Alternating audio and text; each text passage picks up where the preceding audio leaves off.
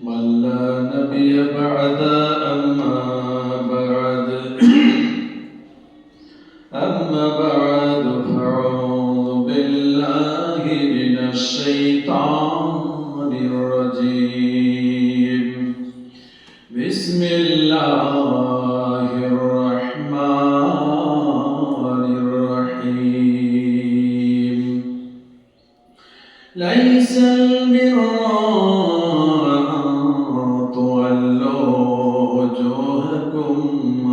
قبل المشرق والمغرب ولكن البر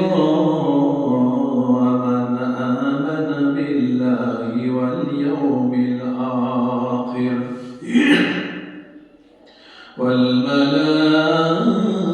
والملائكة والكتاب والنبيين وآتى المال على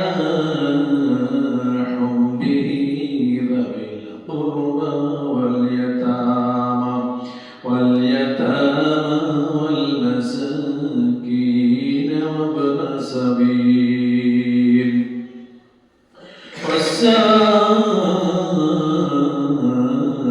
والسائلين وفي الرقاب وأقام الصلاة وآتى الزكاة والموفون بعهدهم إذا عهدوا والصابرين في البأساء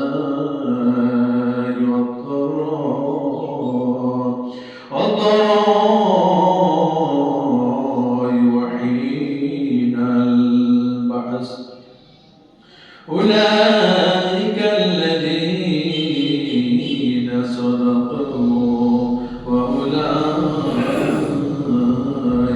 هم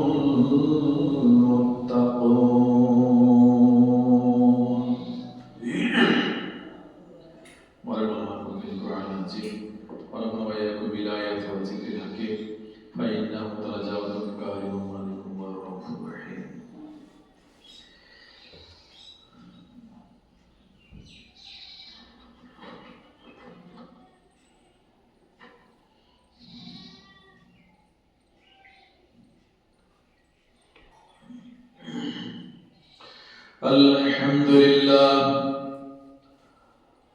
الحمد لله نحمده ونستعينه ونستغفره ونؤمن به ونتوكل عليه ونعوذ بالله من شرور أنفسنا ومن سيئات أعمالنا من يهده الله فلا مضل له ومن يضلله فلا هادي له ونشهد أن لا إله إلا الله وحده لا شريك له وأشهد أن سيدنا وحبيبنا ومولانا محمدا عبده ورسوله الذي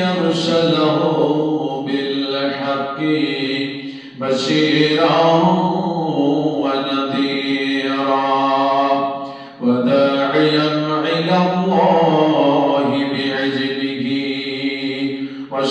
وسراجا منيرا أما بعد فقد قال الله تبارك وتعالى في كلامه المجيد الفرقان الحميد بعد أعوذ بالله من الشيطان الرجيم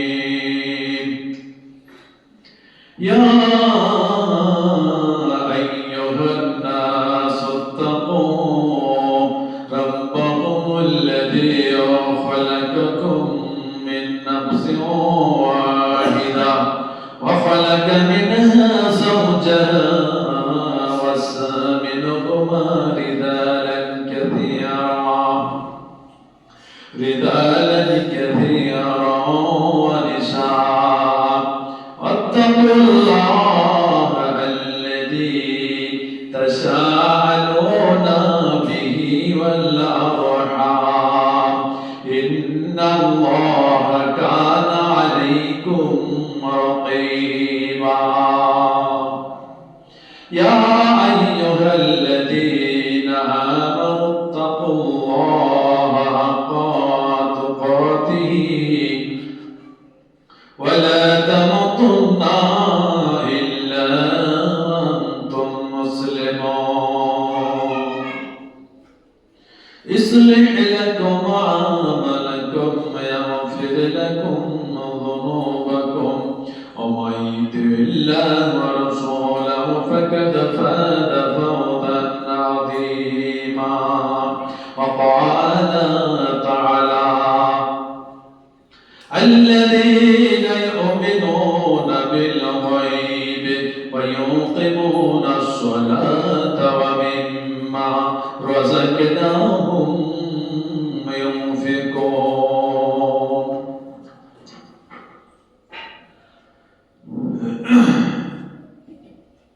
উপস্থিত মুসল্লিবৃন্দ,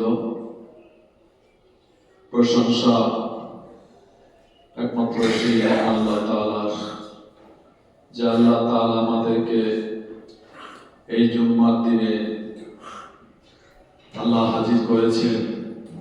ওনার কোরআন এবং হাদিস, ওনার রাসূলের হাদিস কি শোনার এবং বলার আমাদের তৌফিক দান করেছেন।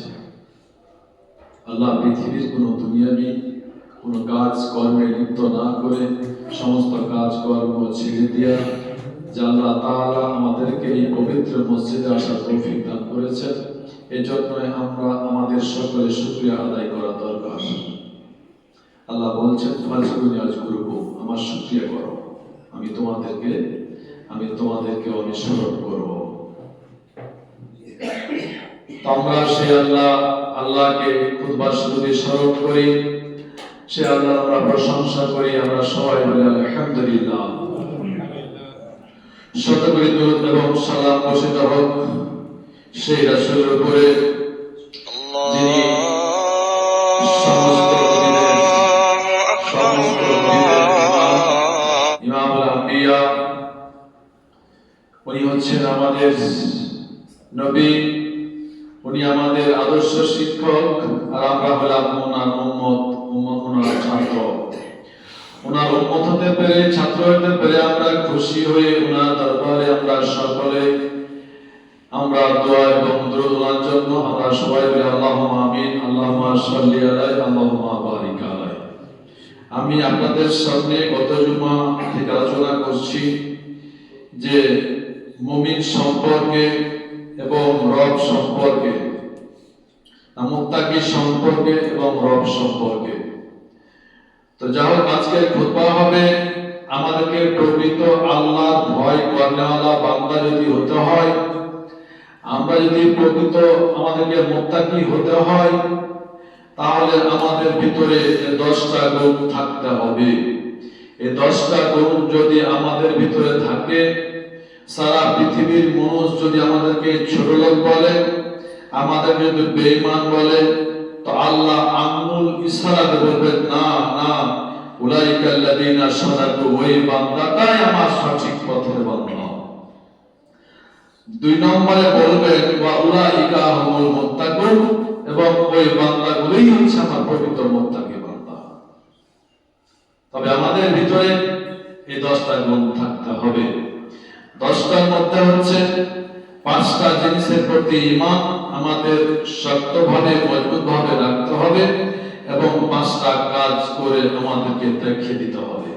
5টা জিনিসের প্রতি বিশ্বাস এবং 5টা কাজ, এই 10টা জিনিস যখন কোনো মানুষের মধ্যে থাকবে, সারা পৃথিবীর মানুষ বেঈমান বললে আল্লাহ বেঈমান বলবে না, আল্লাহ সত্য বলবেন এবং মুত্তাকি বলবেন। তো এই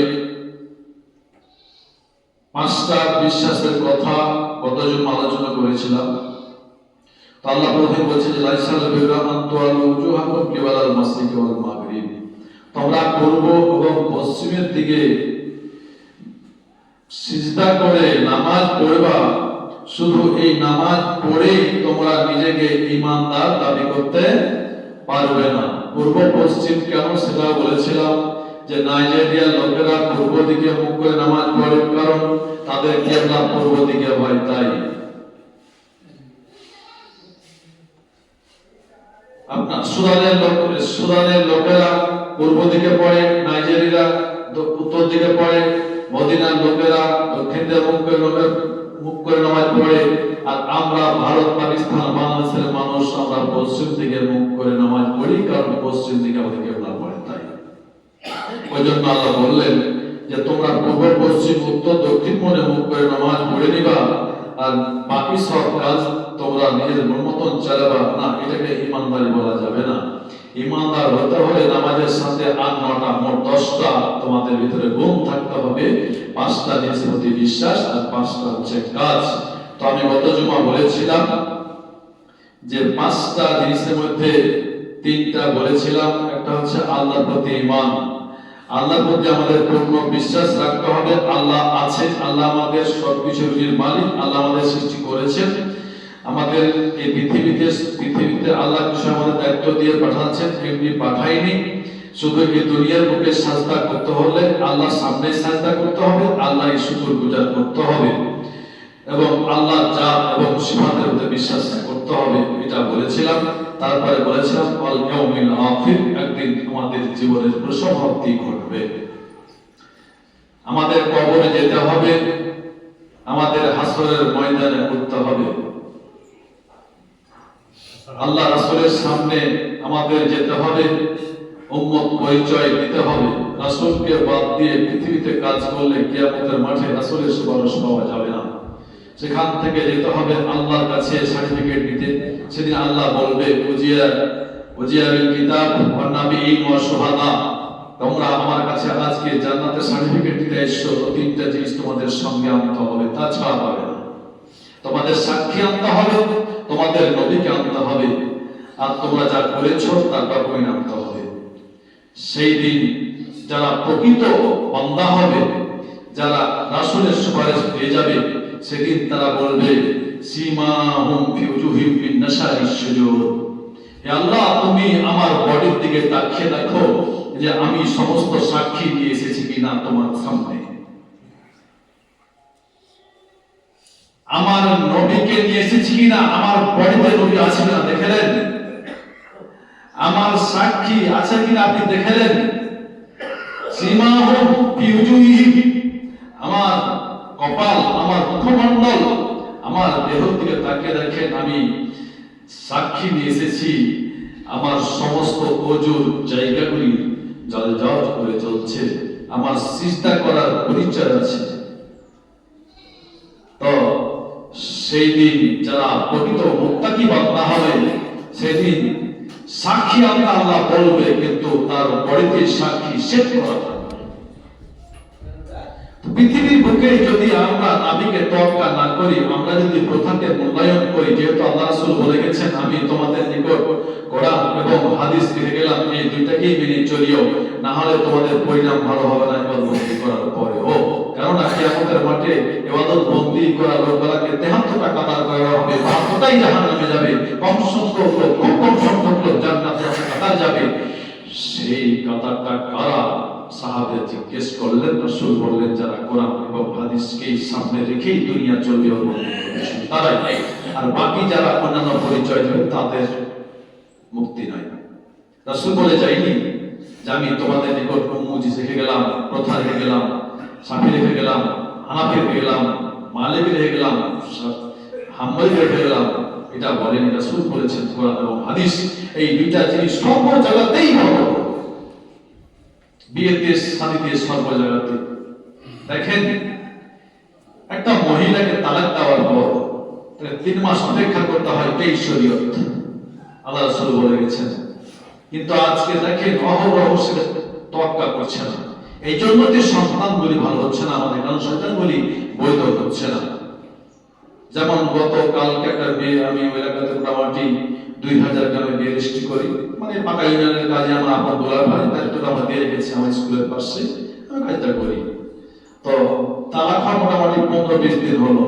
আমি বললাম ভাই এটা তো শরীয়ত সাপোর্ট না, আমি মুসলিম, আমরা মুসলমান, অবশ্যই আমাদের দলিলের বাইরে কোনো কাজ করা আমাদের পক্ষে সম্ভব না, কাজটা আমাদের জন্য করা ঠিক হবে না, এগুলি যে জবাব দিয়ে করতে বল, বিয়েটা বৈধ হবে না, বৈধের জন্য তো বিয়ে করাটা, বৈধ হালাল করার জন্যই তো আপনারা বিয়েটা পড়ালেন।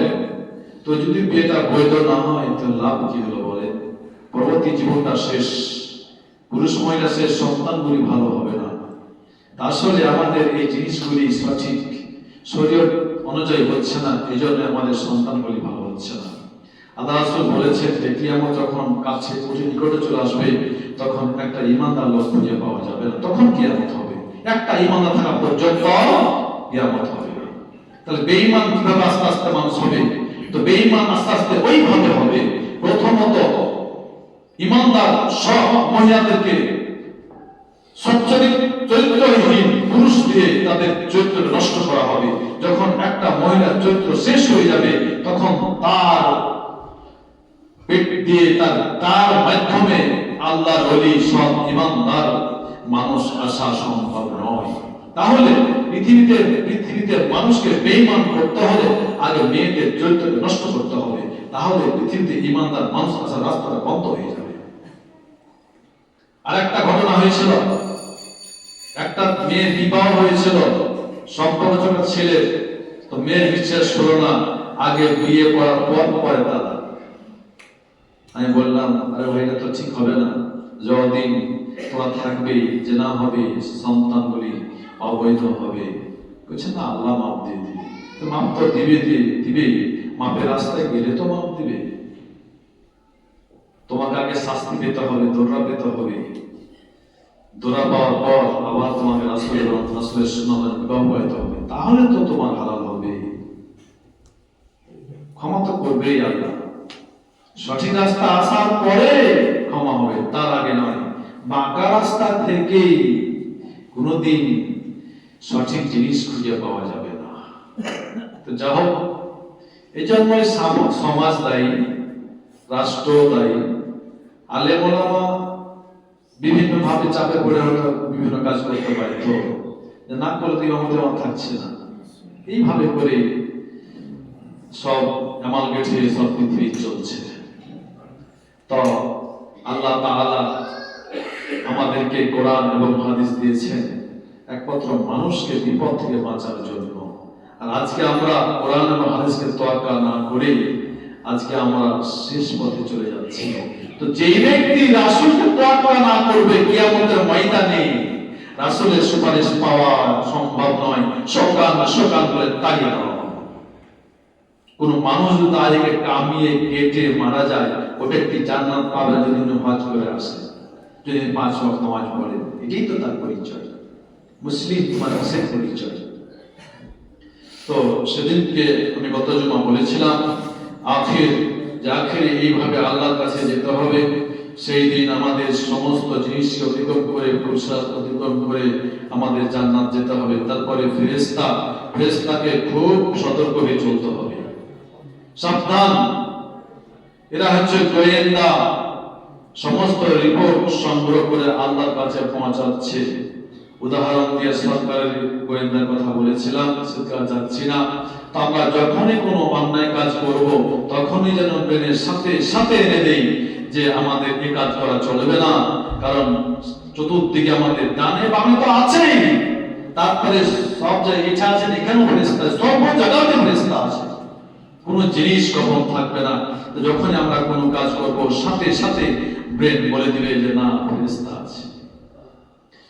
ফেরেশতা কত আছে সেটা বলেছিলাম, অগণিত ফেরেশতা, একটু আইডিয়া দিয়েছিলাম। তো ফেরেশতা আছে এটা আমাদের সত্য, এটা আমাদের মাথায় থাকতে হবে। তারপরে এবার আজকে শুরু হবে কিতাব আর নবীন। তা তিনটার প্রতি বিশ্বাস করতে হবে, তিনটা বলা হয়েছে, আজকে দুটা শুরু। একটা হচ্ছে কিতাব বলতে কোরআনকে বোঝানো হয়েছে। এই কিতাবটা স্বয়ং আল্লাহর পক্ষ থেকে এসেছে। আল্লাহ স্বয়ং ফেরেশতার মাধ্যমে ফেরেশতার হাতে তুলে দেয়া একটা দুটা আয়াত কিংবা একটা ছোট মোটো সূরা যখন যেটা পৃথিবীতে কাজে লেগেছে, প্রয়োজন হয়েছে, ওই সমস্যার সমাধানটার জন্য আল্লাহ আরশ থেকে এই কোরআনের আয়াতগুলি ওই ফেরেশতা জিবরাইলের মাধ্যমে রাসূলকে দিয়ে সমাধান করে দিয়েছে। এই কিতাবটা হচ্ছে সত্য, জালিকাল কিতাব, এই কিতাবটা হচ্ছে সত্য, জালিকাল কিতাব লা রাইবা ফি, এই কিতাবটা এমন একটা কিতাব যার মধ্যে একটা জের জবর অক্ষর পর্যন্ত কোনো সন্দেহ করার মানুষের অবকাশ নাই, সুযোগ নাই। কেউ বলতে পারবে না যে রাসূলের মন গড়া কবিতা, কেউ বলতে পারবে না যে রাসূলের লেখা কবিতা। কেন বলতে পারবে না? যেহেতু আল্লাহ রাসূলকে উম্মি করে দুনিয়ার বুকে পাঠিয়েছিলেন।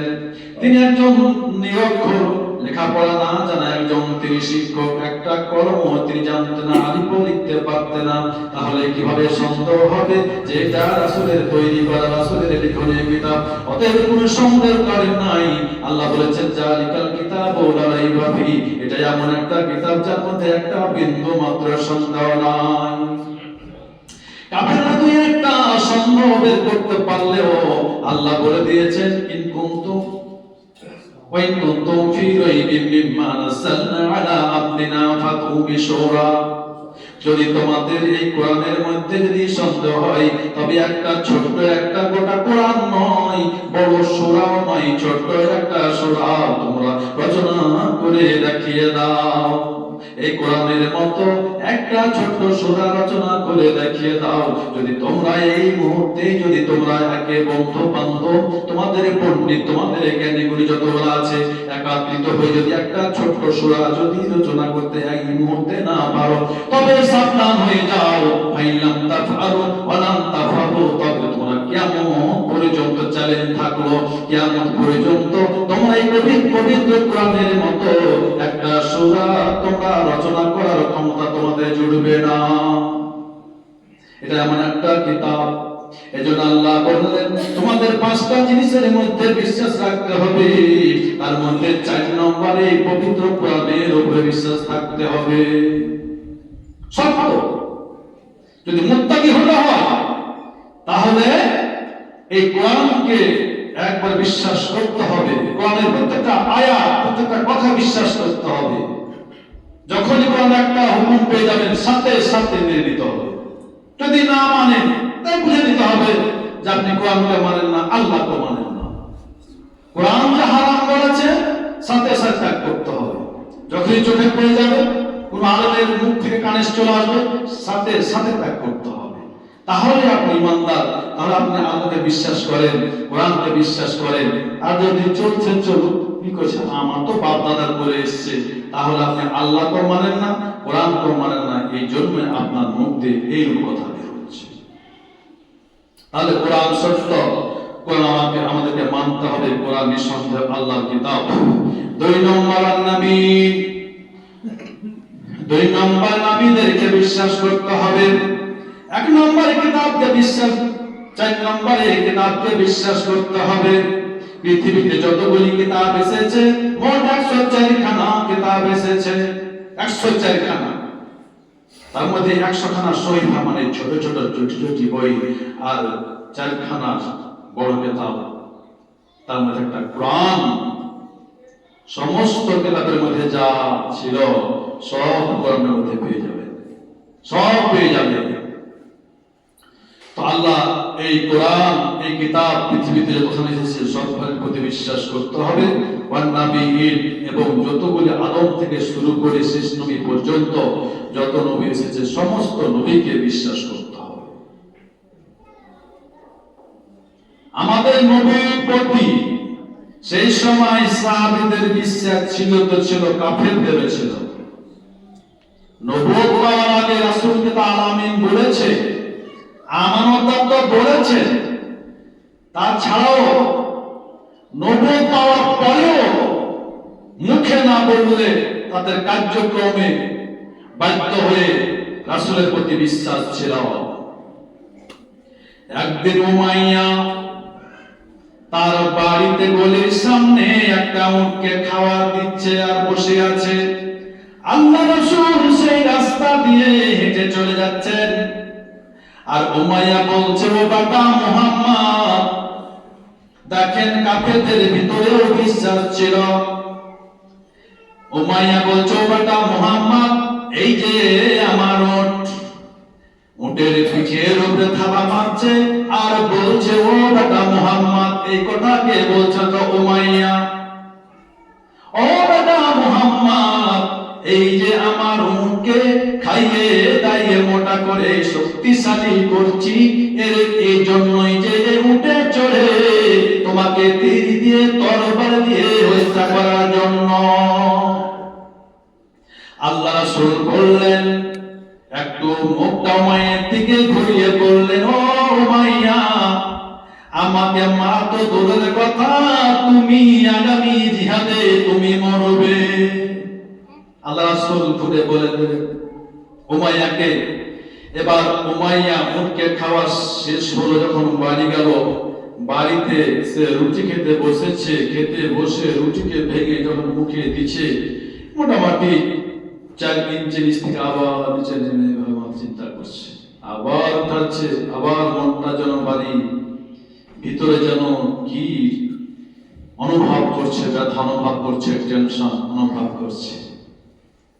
এই দৃশ্য উমাইয়ার স্ত্রী দেখছে, বলছে, কি ব্যাপার, আজকে তোমার মনটা খুব খারাপ, শরীর খারাপ নাকি? বলছে, শরীর খারাপ নয়, হয়েছে কিছু বড়, কি হয়েছে? স্ত্রী যখন একবার বললো, তখন বললো, ও বেগম শুনে নাও, সকালবেলা যখন আমি উটকে খাওয়াচ্ছিলাম, খেতে দিচ্ছিলাম, এমন সময় ওই এতিম আব্দুল্লাহর ছেলে মুহাম্মদ হেঁটে যাচ্ছিল। এই মুহূর্তে আমি বলেছিলাম, ও বেটা মুহাম্মদ, এই যে উটকে আমি খাইয়ে মোটা করছি, আমি উটের পিঠে থাবা দিয়ে বলছিলাম, এই উটে চড়ে আমি তোমাকে হত্যা করব। এর উত্তরে মুহাম্মদ বলেছে, ও উমাইয়া বেটা, তুই আগামী জিহাদে মরবি। এই চিন্তা আমার ভিতরে ঢুকে গেছে। এরপর উমাইয়ার স্ত্রী বলছে, যদি মুহাম্মদ এই কথা বলে থাকে, তাহলে তোমার বাঁচার কোনো উপায় নাই। মুহাম্মদ এমন একটা মানুষ, যার মুখ দিয়ে যেটা বের হয় সেটাই হয়। মুহাম্মদ এমন একটা মানুষ, এমন একটা লোক, তার মুখ দিয়ে বের হবে একটা বিফল নয়, একটা মিথ্যা কথা নয়, যেটা বলে সত্য কথাই বলে। দেখেন, উমাইয়া একজন বেঈমান, তার স্ত্রী বেঈমান, রাসূলের প্রতি তার কত বিশ্বাস ছিল। তাহলে কাফেররাও রাসূলের কথাগুলোকে বিশ্বাস করত। এরপর যখন প্রথম ইসলামের বদরের যুদ্ধ আসলো, যুদ্ধ শুরু হবে, দুই দল দুদিক থেকে রেডি। এই মুহূর্তে কাফেররা তাদের নেতা গোছের লোকগুলোকে খুঁজছে, তারা সবাই উপস্থিত আছে কিনা। দেখছে সবাই আছে, শুধু উমাইয়া নাই। এবার 3-4 জন গেল উমাইয়ার প্রতি, কি ব্যাপার, আসেনি কেন? যে দেখছে যে উমাইয়া তার গলি থেকে ডাকছে, উমাইয়া। বাড়ি থেকে বলছে, শরীর খারাপ, অসুস্থ। অসুস্থ বললে চলবে না, হাজির হতে হবে। আজকে যে যুদ্ধ শুরু হয়েছে, এই যুদ্ধটা বাঁচা মরার লড়াই। যারা বিজয় করবে তারা সারা জীবন তাদের মুখ উঁচু হয়ে থাকবে। মুসলমানরা হলে মুসলমানদের মাথা উঁচু হয়ে থাকবে, আমাদের বিজয় হলে আমাদের মাথা উঁচু হয়ে থাকবে। তাই হয়েছিল বদরের যুদ্ধে। মুসলমানরা হেরে গেলে ইসলাম চিরতরে মুছে যেত। বলছে, না, আমি পারবো না, আমি যেতে পারবো, অসুস্থ। তারা 4-5 জন বলেছিল, ও বেটা উমাইয়া, শুনে নাও, আজকে যদি তুমি এই প্রথম বদরের যুদ্ধ শুরু হচ্ছে মুসলমানদের সাথে, তুমি যদি যুদ্ধে অংশগ্রহণ না করো, তবে তোমাদের যত দেব দেবী আছে, লাত মানত উজ্জাত হবল, যতগুলি মূর্তি আছে, সবগুলি মূর্তিগুলিকে ভেঙে ফেলে দাও। 2 নম্বর কথা বললো, তোমাদের যতগুলো অস্ত্র আছে, কাফেরদের আমাদের যত অস্ত্র আছে, সবগুলি অস্ত্রগুলি তোমরা মুহাম্মদের লোকজনকে দিয়ে দাও, আত্মসমর্পণ করে দাও। 3 নম্বর, তোমাদের যত বউ বেটি আছে, মা বোন আছে, সমস্ত মহিলাগুলিকে মুহাম্মদকে জমা দিয়ে দাও। এবার উমাইয়া রাগ হয়ে গেল, এত বড় কথা, দেখতে মরবো তো যুদ্ধের ময়দানে মরবো, লাফিয়ে উঠে গেল। যখন লাফিয়ে উঠে বলছে, ওই বিবি রে, আমাকে ওই তরবারিটা দাও, আমি যুদ্ধের ময়দানে যাব। এত বড় প্রেস্টিজ আমার সহ্য হচ্ছে না, যে আমাদের যত ধর্ম আছে নাকি ফেলে শেষ করে দিতে হবে, আমাদের তরবারিগুলি নাকি দিয়ে দিতে হবে মুহাম্মদকে জমা, এবং আমাদের বউ বেটি যতগুলি মহিলা আছে সবগুলিকে যেন জমা দিতে হবে। কেন? তারা বলছে আমার সহ্য হচ্ছে না, যাও তরবারি দাও। উমাইয়া বেগম বলছে, আমি বলেছিলাম, তুমি বলেছিলে যে মুহাম্মদ আমাকে কথা বলেছে, আমি তোমার বেগম বলেছিলাম, তাহলে উপায় নাই। তুমি বলেছো আমার কেন উপায় হবে না? আমি তো যুদ্ধ ময়দানে যাব না, তাহলে আমার কি হবে? কে মারবে আমাকে? ঘরের মধ্যে তোই থাকবো। আমি বলেছিলাম যে মুহাম্মদের কথা কোনোদিন রদ হবে না, আমার কথা সত্য হলো কিনা তুমি প্রমাণ করে দেখে না, তোমার আর উপায় নাই, যা হোক তরবারি নিয়ে চলো। এবার সে যুদ্ধের ময়দানে শরীক হলো। এদিকে হযরত বেলাল কিন্তু উমাকে খুঁজছে, যে ওই কথা বেলালের কানে পৌঁছে গেছে। আসলে উনি বেলালের টার্গেট হচ্ছে বেলালের উপরে, যেভাবে বেলালকে সেই ঘটনায় বেলালের টার্গেটই হচ্ছে উমাকে সেই খতম করবে। খুঁজছে দলের মধ্যে, কোথায় উমাইয়া? এই করতে করতে ডানে তাকায় বামে তাকায়, দেখছে উমাইয়ার সামনে একবার দেখা আছে। আর উমাইয়া বলছে, কি ব্যাপার বেলাল আমাদের তাকিয়ে আছে কেন এভাবে রেগে? ওদের নজর ফেলছে না কেন? এদিকে ভয়ে উমাইয়া ডানে বামে লুকাচ্ছে, যেদিকে যায় সেদিকে বেলাল নজর যায়। যখন যুদ্ধের ঘোষণা হয়ে গেল, বেলাল তরবারি নিয়ে ছুটতে আরম্ভ করলো, উমাইয়ার পিছনে উমাইয়া পলায়ন করতে শুরু করলো। যখন উমাইয়া পলায়ন করতে শুরু করলো, উমাইয়া আগে আগে পিছন থেকে ধাওয়া করলো হযরত বেলাল, আর তার পিছনে পিছনে ছুটতে শুরু করলো আব্দুর রহমান ইবনে আওফ। তাহলে এই দুইজন ছুটলো উমাইয়াকে মারার জন্য, বেলাল ছুটলো, তা আব্দুর রহমান ইবনে আওফ কেন গেল? আব্দুর রহমান ইবনে আওফের একটা শর্ত ছিল, একটা চুক্তি ছিল। আব্দুর রহমান ইবনে আওফের কিছু অর্থের প্রয়োজন হয়েছিল, তো উমাইয়ার কাছে ধার করতে গেছিল, যে উমাইয়া আমাকে কিছু টাকা দাও, তোমাকে পর দিয়ে দিব।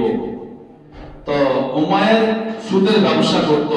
উমাইয়া বলল যে, আব্দুর রহমান আওফ, তুমি তো একজন আল্লাহর রাসূলের সাহাবী, আমি তো তোমাকে সুদ দেওয়া উচিত হবে না। তো ঠিক আছে, আমি যদি কোনোদিন বিপদে পড়ি তাহলে তুমি আমাকে সাহায্য করিও, এই শর্তে আমি তোমাকে টাকা দিচ্ছি। ঠিক আছে, দিও, আমি সাহায্য করব। ওই যে ওয়াদা করেছিল, মুসলমান কোনোদিন ওয়াদা খেলাপ করে না। যদি ওয়াদা খেলাপ করে তাহলে মুনাফিক হয়ে যাবে। মুনাফিকের 3টি লক্ষণ বলেছিলাম।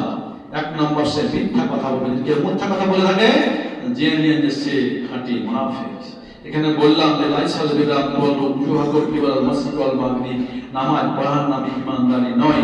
এই মুনাফিক আব্দুল্লাহ বিন উবাই এবং সে সময় বড় বড় মুনাফিকরা আল্লাহ রাসূলের পিছনে 5 ওয়াক্ত নামাজ পড়তো, তাদের তাহাজ্জুদ পর্যন্ত বাদ যায়নি। তারপর রাসূল বলেছেন এরা অমুক মুনাফিক।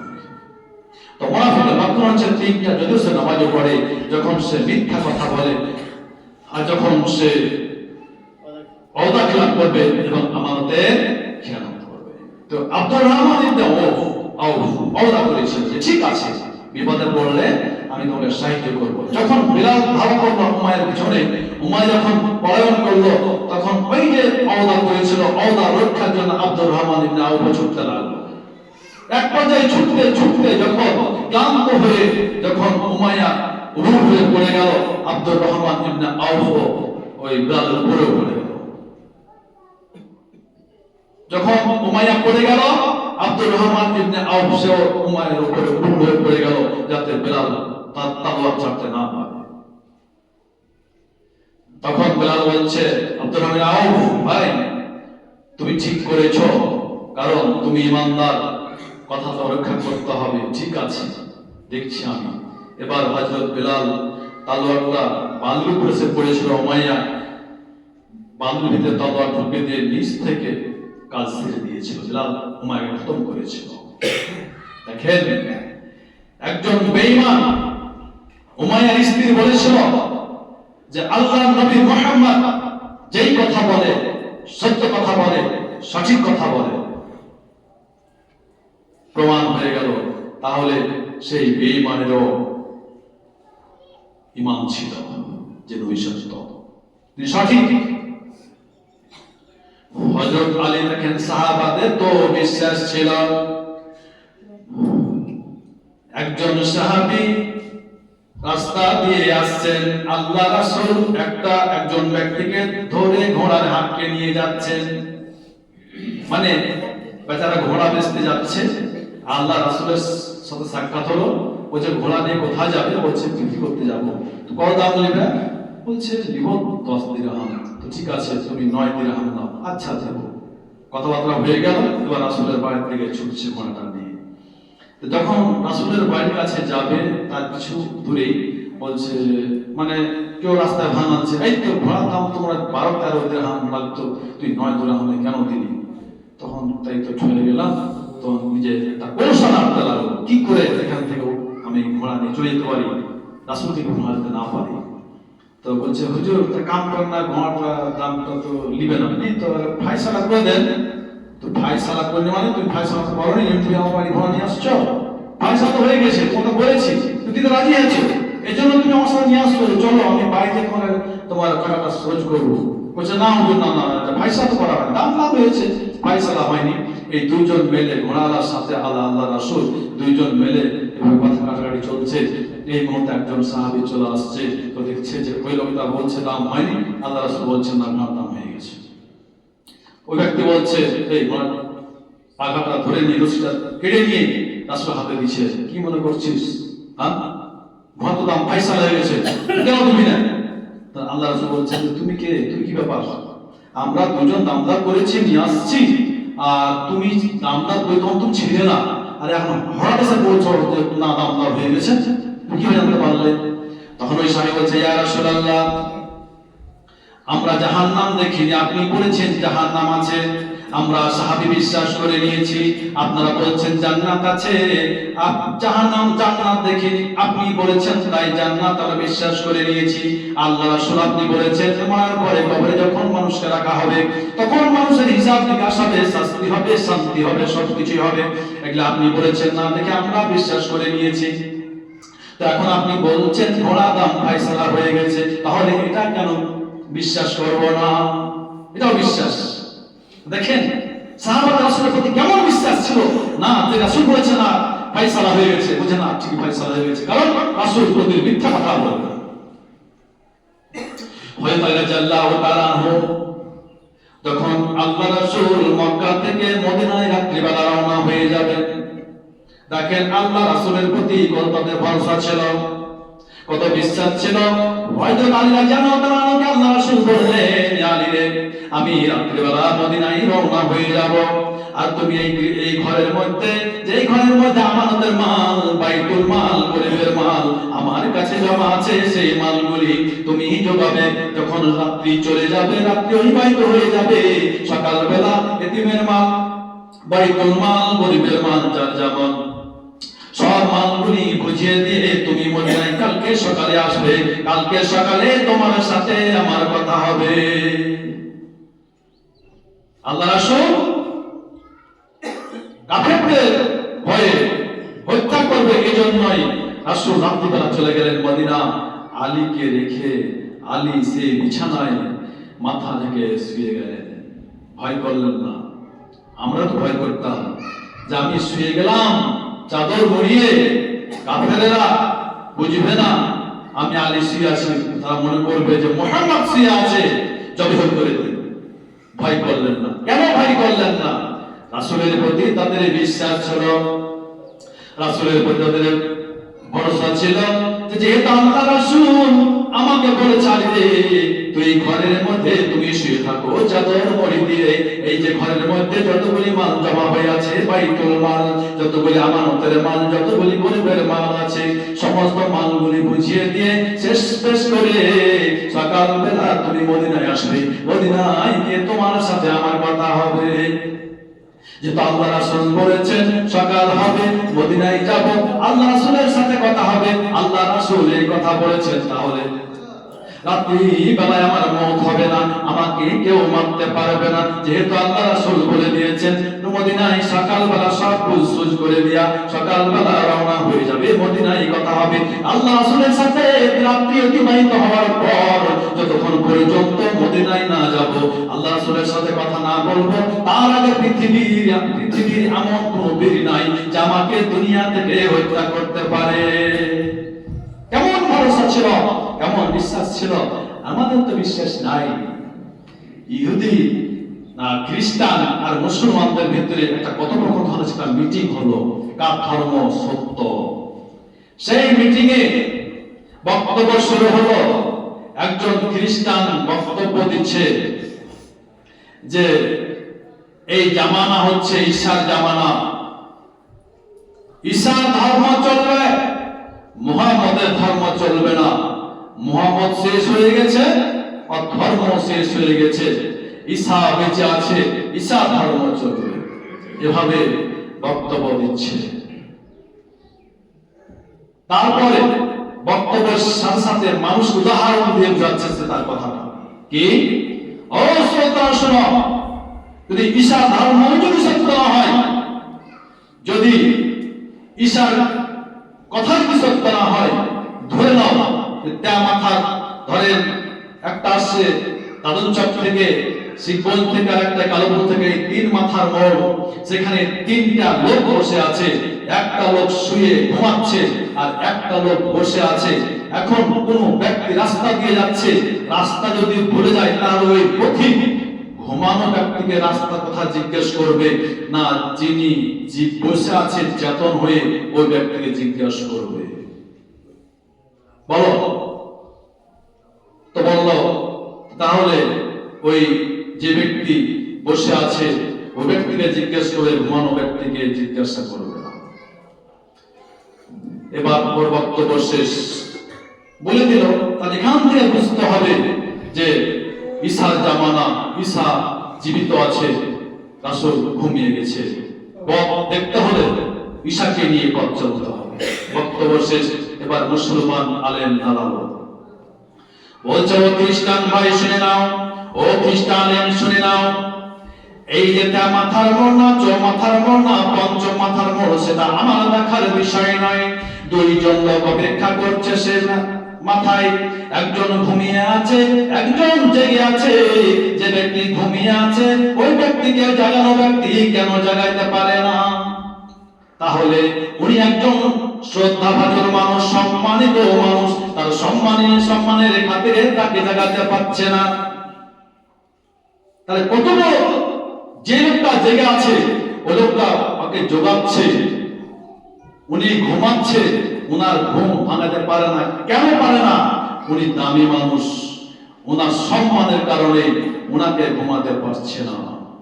তা আল্লাহ রাসূল ঘুমিয়ে আছে আর ঈসা নবী জেগে আছে, এটা বললে চলবে না। সম্মানিত নবী তোমাদের দিন গ্রহণ করতে হবে। পৃথিবীতে যত মানুষ এসেছে, যত নবী এসেছে, প্রত্যেকটা নবী দোয়া করেছে, আল্লাহ আমাদেরকে নবী না বানায় রাসূলের উম্মত বানিয়ে দাও। ঈসাও করেছিল এই দোয়াটা, ঈসাও করেছিল। কোন নবীর দোয়া, কোন রাসূলের দোয়া কবুল হয়নি, ঈসা নবী দোয়া কবুল করেছিল। প্রত্যেকটা নবী দোয়া করেছিল, একটা নবীর দোয়া কবুল করেছিল, অন্য নবীর দোয়া করেনি।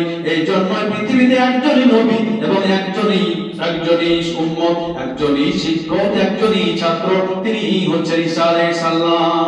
উনি যখন দুনিয়ার বুকে আসবেন, উনি তো আসমানে আছেন, যখন দুনিয়ার বুকে আসবে ওনার কোনো শরীয়ত চলবে না, ওনার কোনো কথা চলবে না, ওনার কোনো সাজেশন চলবে না। যখন উনি আসবে, যেহেতু দোয়া করেছিলেন, আল্লাহ কবুল করে নিয়েছেন, উনি যখন দুনিয়ার বুকে আসবেন, উনি নবী হয়ে আসবে না, আল্লাহ রাসূলের উম্মত হয়ে আসবে। উনাকে রাসূলের তরিকা মেনেই দুনিয়া থেকে যেতে হবে। অতএব ঈসার জামানা নয়, এটা হচ্ছে শেষ নবীর জামানা। সিংহায় ধক্কা দেওয়া পর্যন্ত ইসরাফিলের, ততক্ষণ পর্যন্ত আল্লাহ রাসূলের দিন চলবে, কোরআন এবং হাদিসের দিন চলবে। নবীর কোন ঈসা নবীর কোন দিন চলবে না, কারণ উনি তখন নবী না, উনি হচ্ছেন রাসূলের উম্মত।